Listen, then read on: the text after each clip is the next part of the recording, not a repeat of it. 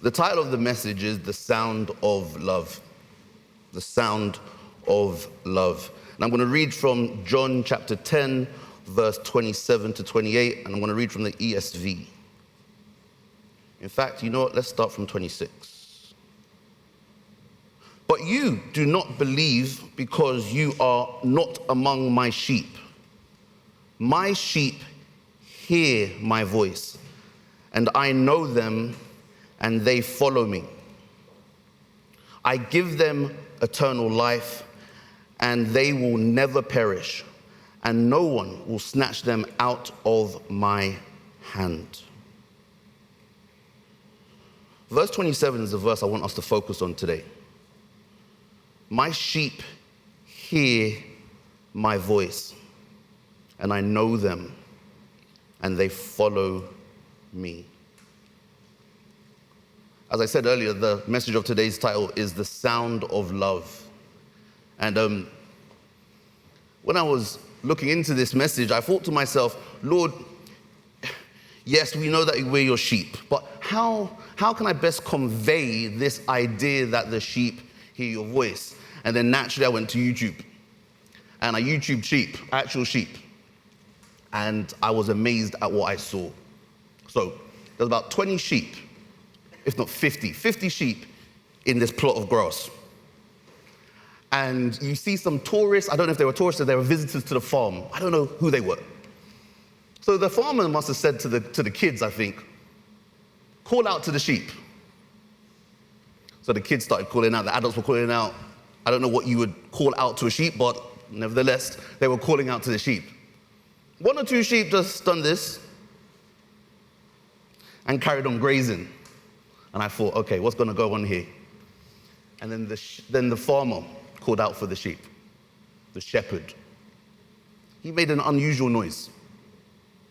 And when the sheep heard the shepherd's voice, I don't speak sheep, but it sounded like the sheep were communicating with each other and said, hey, the shepherd's calling us. And one by one, within seconds, they start running towards the shepherd.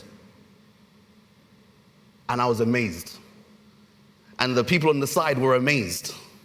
And I thought to myself, how interesting that in Scripture, God talks about sheep hearing his voice. And as I watched this video, these sheep only responded to the voice of the shepherd. It didn't matter. There was one boy, he was trying to offer, I don't know what he was trying to offer, like rice or sweets. It didn't matter who else was offering anything else.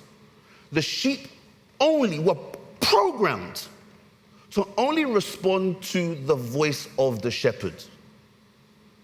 And I said to myself, there is a teaching here.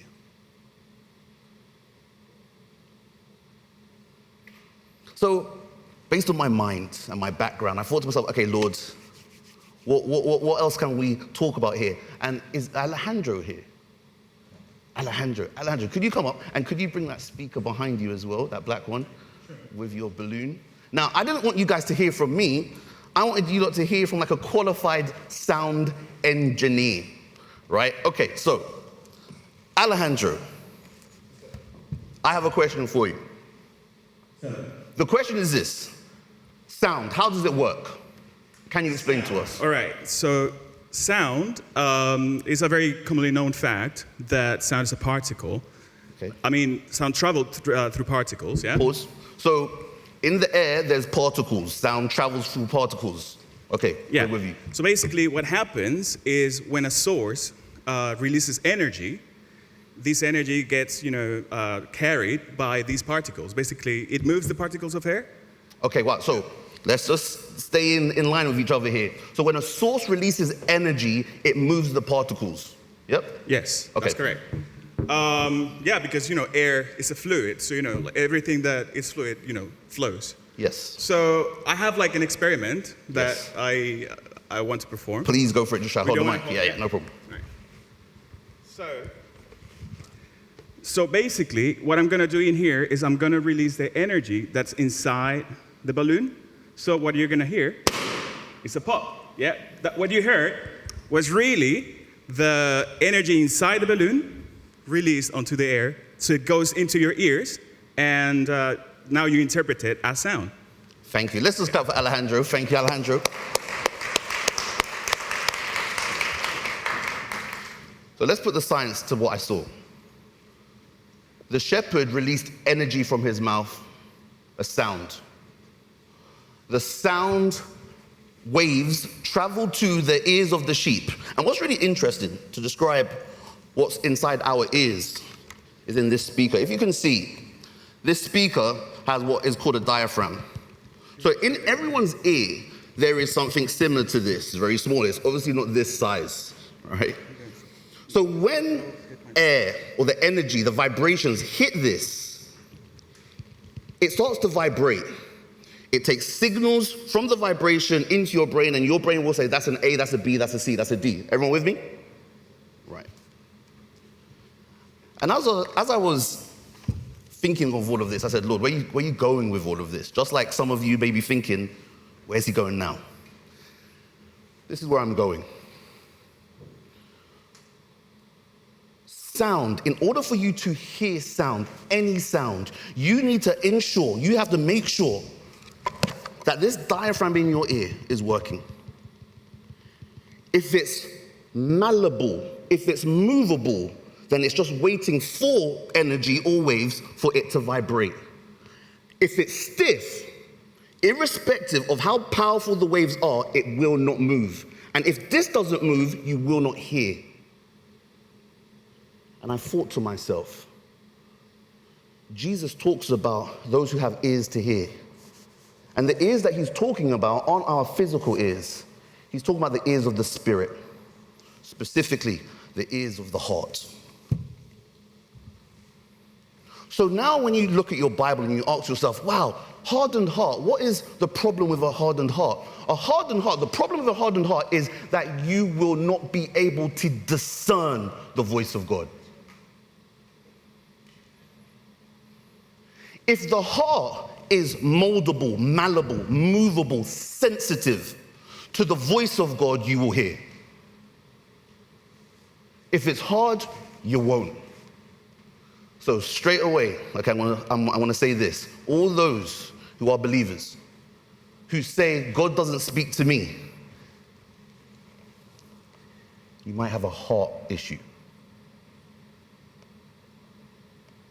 Does God speak? He speaks. Is God speaking to you right now? Guaranteed he's speaking to you right now. The question is, can you hear? Do you have ears that hear the voice of the Spirit? And if you do, much like the sheep, you'll respond to the voice of the shepherd.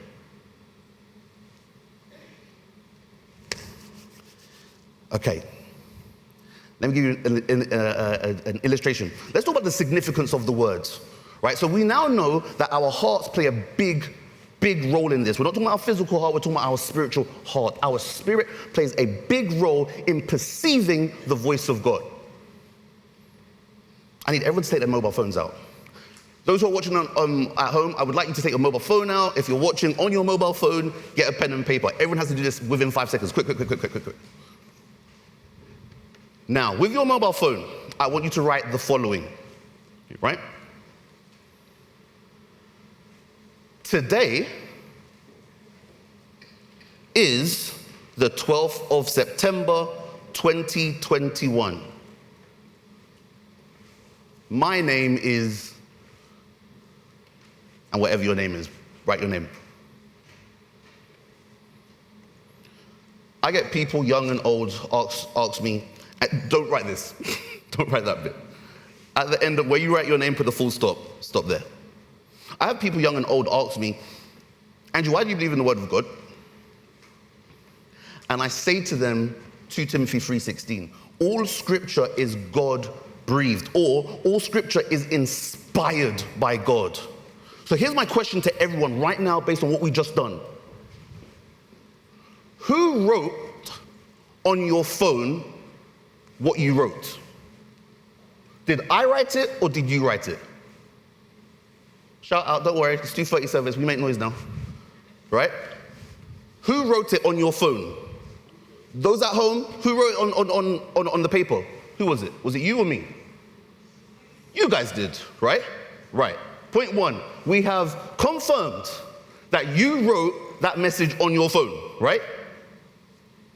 Whose words were they? Mine or yours? Mine. So even though you wrote it down, they were my words. The words were inspired by me. So if you ever wonder, why trust the words? Don't look at the writers who wrote the words. Look at the word of God who inspired the writers to write it down. That's why I believe in the word of God, because it is free and devoid from human error. It was just humans writing it down, period. So I want you to understand how I value the word of God. It is the word of God. He just didn't write it down. He got people to do it for him. Amen? That's worth an amen.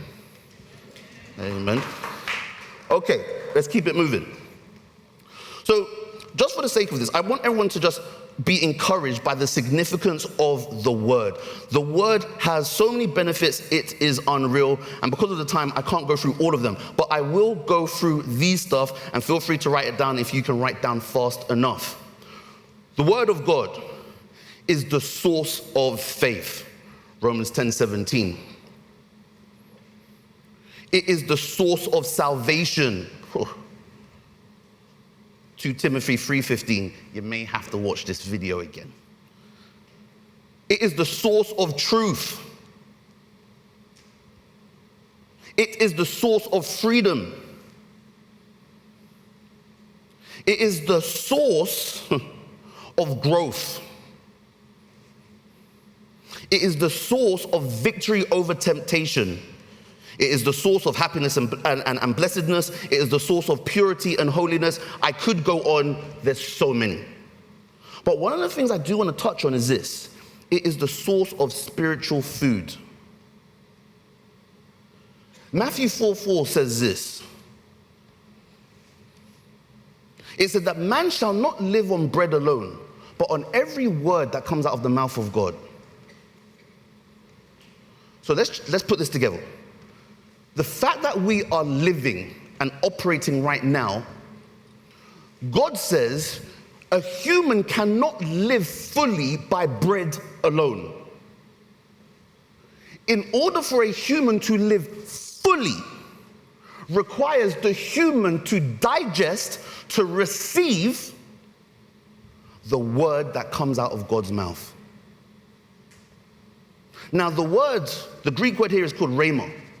It's the spoken word. So the question is this. As we read our Bibles every day, this is a nugget. Some people say, I don't read it that much because I don't understand. If I get understanding, then I'll read my Bible. Let me tell you this. Don't read your Bible to gain understanding. It's not a normal book like that.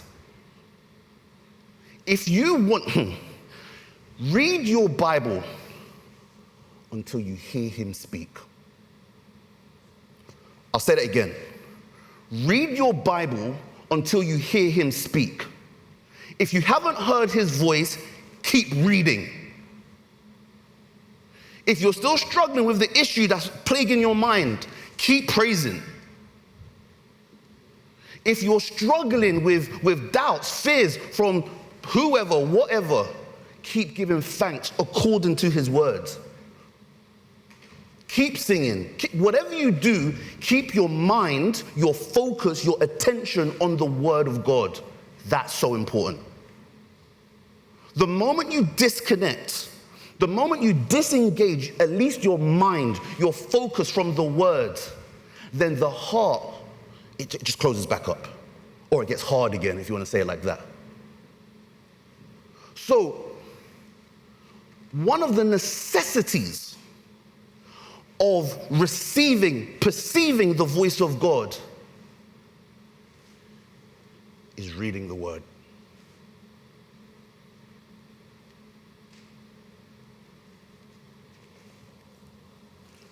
Check this out. Grace, unmerited favor. Grace is also, it's the ability, a God ability in you. When you're operating by grace, you have accessed something or have been empowered by God to do something that you couldn't do by yourself. Grace. It's unmerited. You can't buy grace. You can't earn grace. You can only accept it. But it's accepted or it's taken only by faith. So when Jesus said, it pleases the Father to give you the kingdom, the depth to that verse is unreal. Okay, let me make it more personal. Every blessing that you're desiring God to give you, that God actually desires to give you, is found or can only be obtained by faith.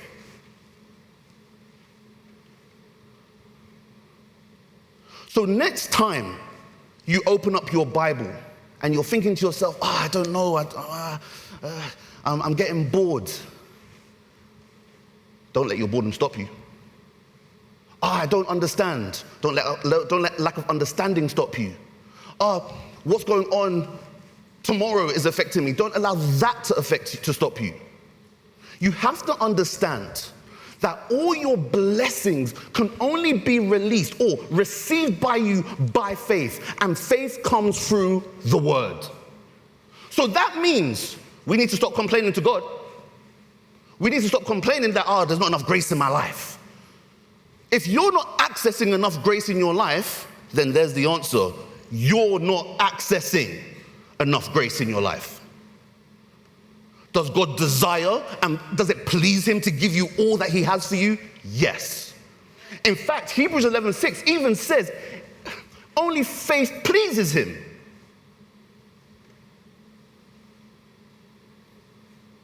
We don't naturally operate by faith. We operate in our own strength, in our own understanding. We have learned to acquire things in our own strength. But the beautiful thing about operating by faith, you de-learn all of that. The Bible talks about entering into rest. On the seventh day in Genesis, it says that, and God rested, not because he was tired. He just wanted to enjoy what was there. Let's talk about entering into rest. On a spiritual level, what it means to enter into rest is to walk in the grace of God.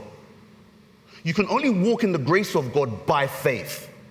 So that means the very foundation of who you think you are and what you think you deserve is on the basis of purely the blood of Jesus. Nothing else. It doesn't matter about your education. It doesn't matter about your color. It doesn't matter about how much money you make. It doesn't matter about how much friends you have. None of that matters. What matters is, are you engaged with the reality that the blood of Jesus is the beginning of your everything? And the moment information stands in front of the significance of the blood of Jesus in your life, the Bible calls that an idol.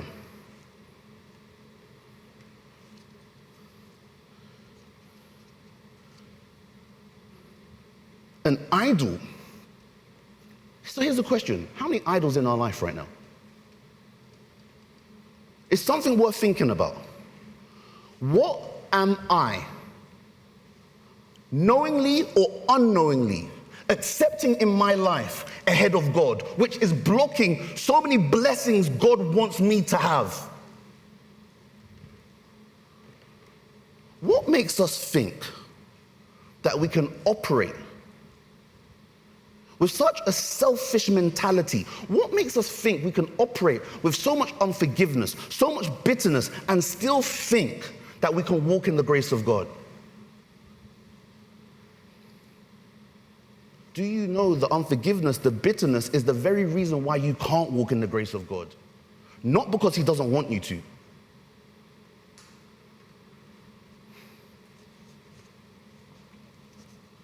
Side note. Knowing God and living under his rulership is supposed to be a pleasure. I'll say that again. Knowing God and living under his rulership, the kingdom of God reigning in your heart, is supposed to be a pleasure.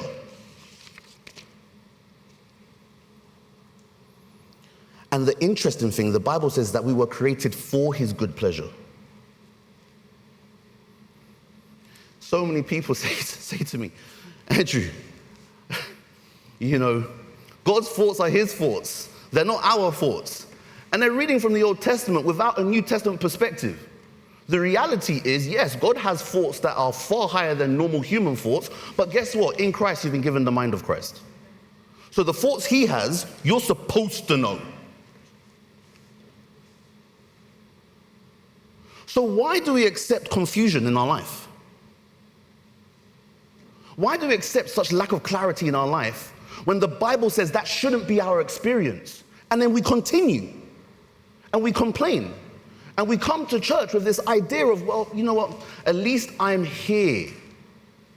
Oh, God literally forbid that mentality anymore. At least I'm here. I'm unhappy in Christ. And on Thursday, my cell leader says, go and evangelize. The reality is, you may not be able to share the gospel with the fullness of joy because you're not experiencing the fullness of him.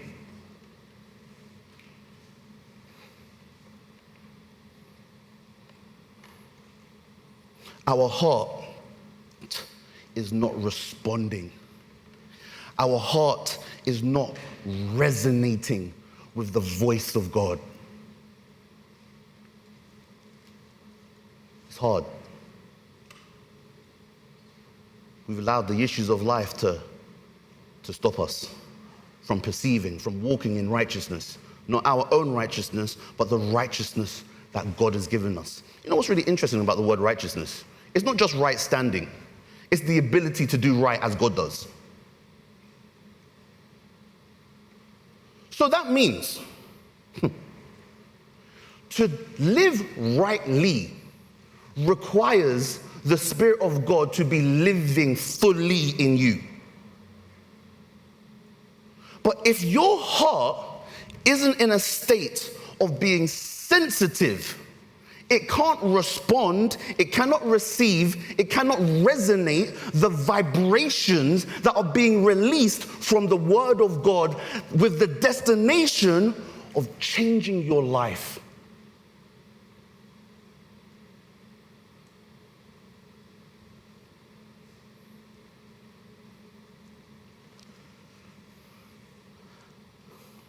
How does our life change in Christ? It changes when we surrender fully to him.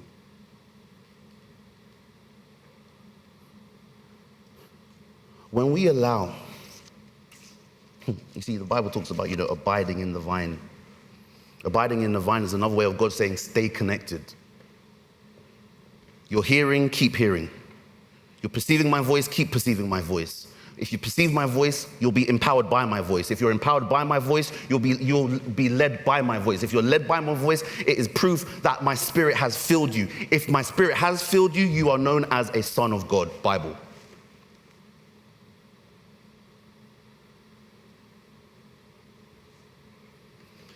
And the reality is, guys,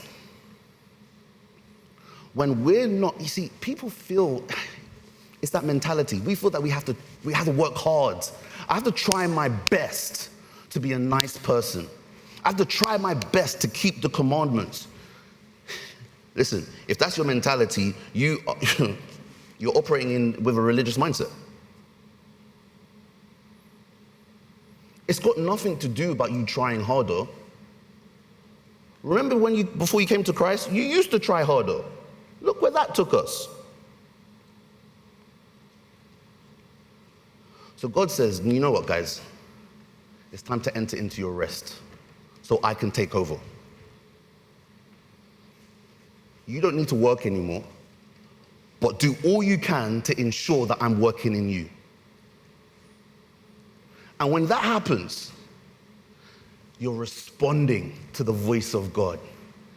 I want everyone to know this. The voice of God, when you hear it, is the sound of love. It is the sound of love. Don't look for love in marriage. Get married. Get married. Get married. Get married. It's good, right? But don't look for love. Don't think you'll find love because you get married.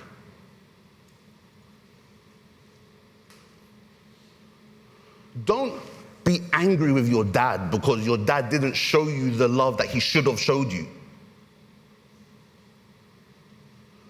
Don't be angry with God because you don't have enough friends and a certain amount of friends will reveal to you that you are lovable. Don't rate the value of who you are based on the lack of love you have experienced in your life.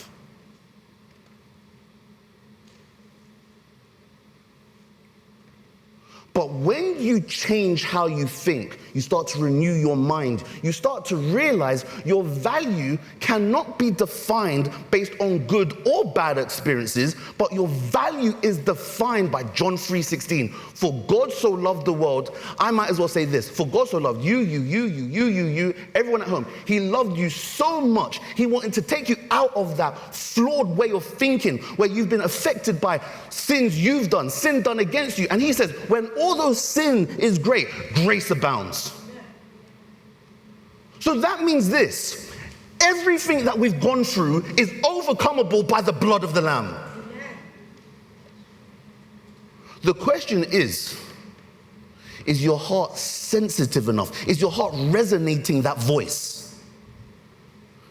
Is it resonating the sound of love? Are you corresponding with it? Are you agreeing with it? Have you accepted it? Have you received it? If you've received it, you've believed it. If you've believed it, you beat it. And when you beat it, you do it.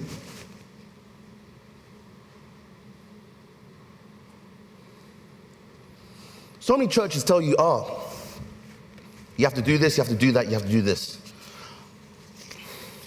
I say this: before you can do anything, you have to truly believe that he's made you able to do it in the first place.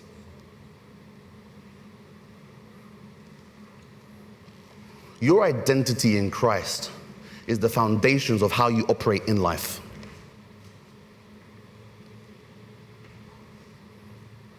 Whoever you think you are right now is the reason why you have the desires you have, is the reasons why you react to people the way you react, is the reason why you have the motivations you have, is the reason why you think the way you do about yourself, about God, about people, about life.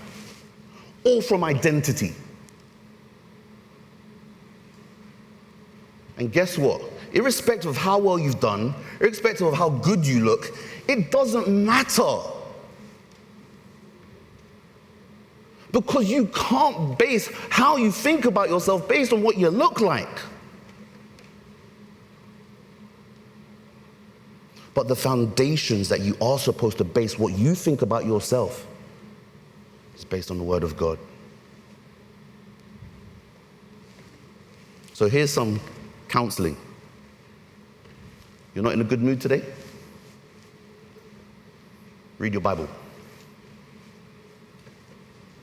Someone upsets you at work tomorrow?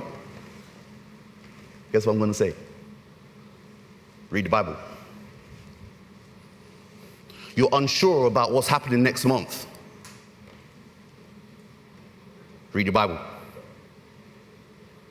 You don't know who you should marry, if God has said that.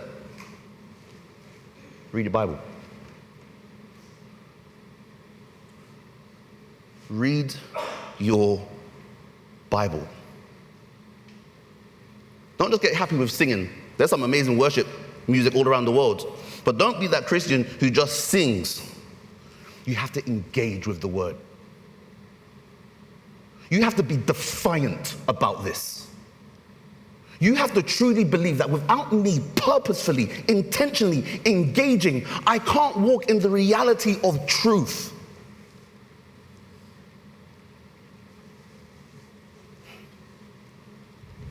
Let's talk about Gideon. Gideon was hiding in the mountain. He was scared. God's first words to Gideon was, mighty man of valor. Essentially, brave, courageous man. And Gideon responded like how I would have responded.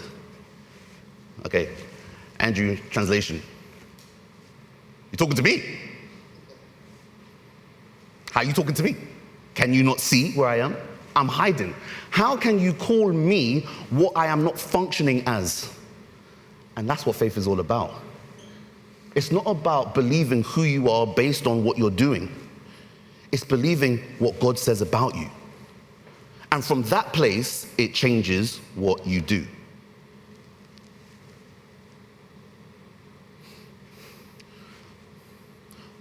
The Word of God is invaluable for there to be change in your life.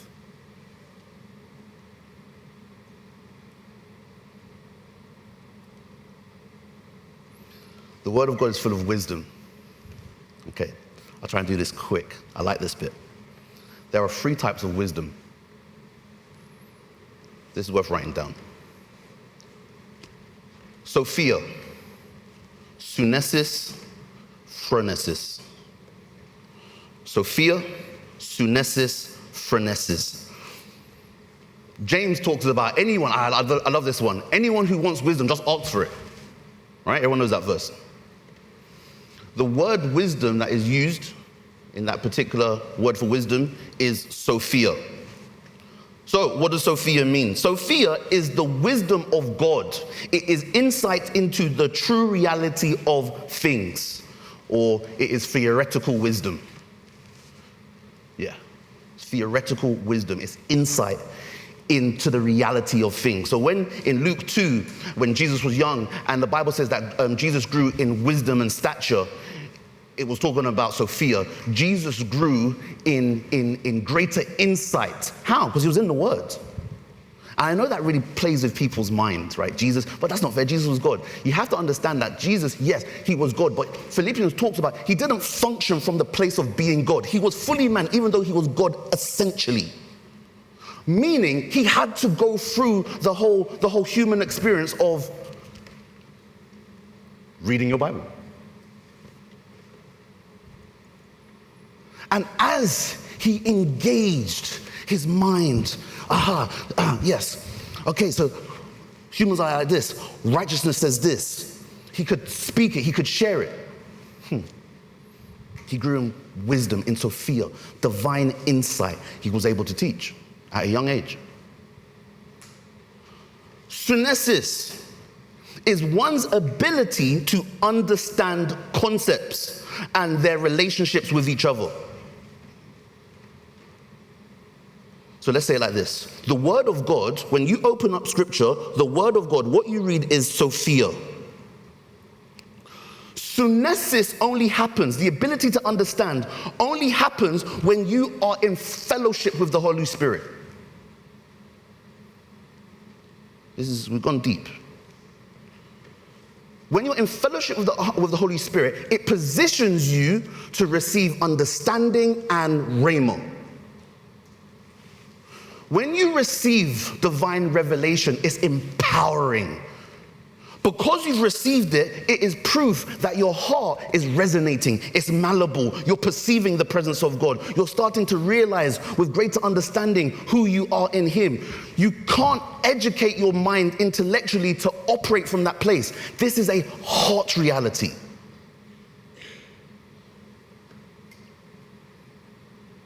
So how can I use synesis? Synesis is when you have the ability to understand concepts and relationships and how they relate to each other, you can talk and teach.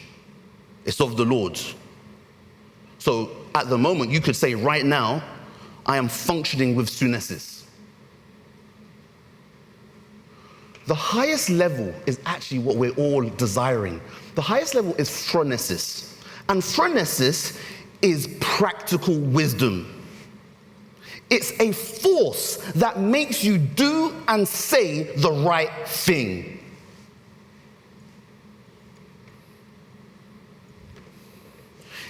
To walk in phronesis is to reveal Jesus, because Jesus himself is the personification of wisdom.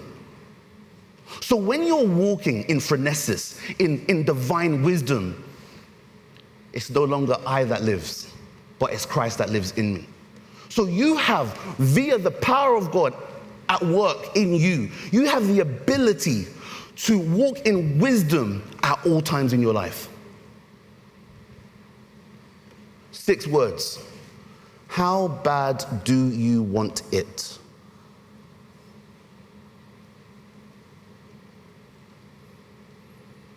If this is something that's optional to you, then guess what? It will remain something that is there when you want. But when you realize, or when you understand that this is everything, then your words will start being in line with Solomon. Listen to this. The beginning of wisdom is the fear of the Lord. That doesn't mean be scared of God. It means to have a reverential respect and adoration. You're worthiness. It's really a spiritual attitude. In order to have that, it really requires you to respond to the Spirit of God. The Spirit of God gives you the ability to have the fear of the Lord. But check this out. Listen to what it says before. Wisdom, the beginning of wisdom is to have function with the fear of the Lord. Let me just say it like this. When you read your Bible, Sophia, right? When you read your Bible, it sets you up to operate eventually by wisdom. When you read your Bible, if you keep reading it, if you stay engaged, there'll be a moment that the flow of the Spirit will be your reality. Isaiah 11 talks about the 7 manifestations of the Spirit of the fear of the Lord, the spirit of knowledge, understanding, wisdom. We all have access to it. The fruit of the Spirit, we all have access to it.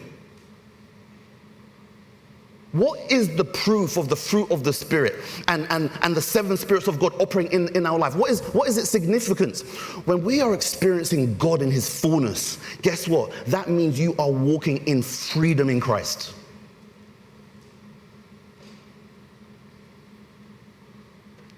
And the only thing that's stopping you is reading your Bible. So how about this? If we all go to 1 Corinthians chapter 13 to wrap up this message. If you ever want to know, is my heart hard? I don't even know if I'm walking in the Spirit right now. If you ever want to know, here's something pretty cool. So when you see the word love, this only works in the NLT really, but you can, it doesn't matter what translation. When you see the word love, replace the word love with your name. So, this gentleman in front of me, his name is Femi. Praise God. So, Femi would be reading 1 Corinthians 13 verse 4. So this is what he would say. Femi is patient and kind. Femi is not jealous or boastful or proud or rude. Femi does not demand his own way. Femi is not irritable, and Femi keeps no record of being wronged. Femi does not rejoice about injustice, but rejoices whenever the truth wins out. Femi never gives up. Femi never loses faith. Femi always is hopeful and endures through every circumstance. If you ever want to know if you're resonating the sound of love, look at the behavior in your life. The behaviors in your life are proof of what you're believing. And when this isn't real to you, if you're noticing that you are being easily angered, if you're noticing that you're not rejoicing in the times you're supposed to rejoice, if you're noticing these things, then guess what? Read your Bible. And as you set yourself up to receive those heavenly vibrations, God's love will fill you. And when his love fills you, you will have the ability to love others. And when you love others, it is what the Bible says, love is perfected at that place.